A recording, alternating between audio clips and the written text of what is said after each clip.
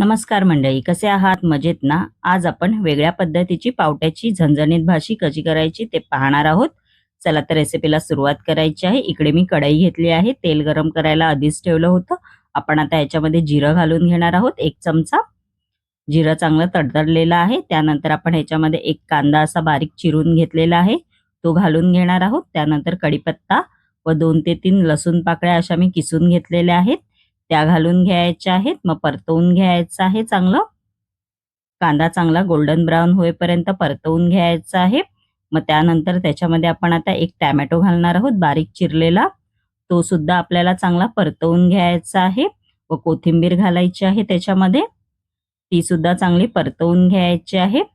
कांदा आणि टोमॅटो चांगला मऊसूत होईपर्यंत परतवून घ्यायचा आहे. बघू शकता आपला कांदा आणि टोमॅटो मऊसूत झालेला आहे. आपण आता याच्यामध्ये मसाले घालून घेणार आहोत. हळद, लाल तिखट मसाला आणि किचन किंग मसाला घालून घ्यायचा आहे, परतवून घ्यायचा आहे. त्यानंतर ह्याच्यामध्ये थोडंसं गरम पाणी घातलेलं आहे मी, जेणेकरून मसाले आहेत ते चांगले शिजतील. त्यानंतर पावटा घालून घ्यायचा आहे. बटाटा आणि वांग घालून घ्यायचं आहे. पावटा आणि बटाटा वांग मी तळून घेतलेला आहे. मी फुल व्हिडिओ माझ्या यूट्यूबच्या चॅनेलवर अपलोड केलेली आहे, तिकडे तुम्ही जाऊन पाहू शकता. त्यानंतर शेंगदाण्याचा कूट घालून घ्यायचा आहे व चवीनुसार मीठ घालून घ्यायचं आहे याच्यामध्ये व परतवून घ्यायचं आहे चांगलं. आपण आता याच्यामध्ये अर्धा कप गरम पाणी घालणार आहोत व परतवून घ्यायचं आहे व झाकण लावून 5 ते 6 मिनिटं याला शिजू द्यायचं आहे.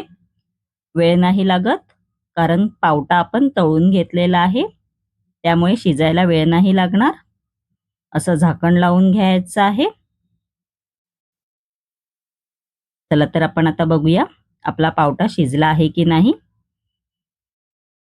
बघू शकता आपला पावटा शिजलेला आहे मस्तपैकी असा झणझणीत.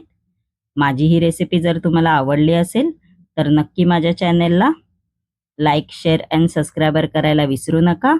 धन्यवाद. आणि तुम्ही सुद्धा ही रेसिपी करून पहा, वेगळ्या पद्धतीची पावट्याची भाजी मस्तपैकी अशी.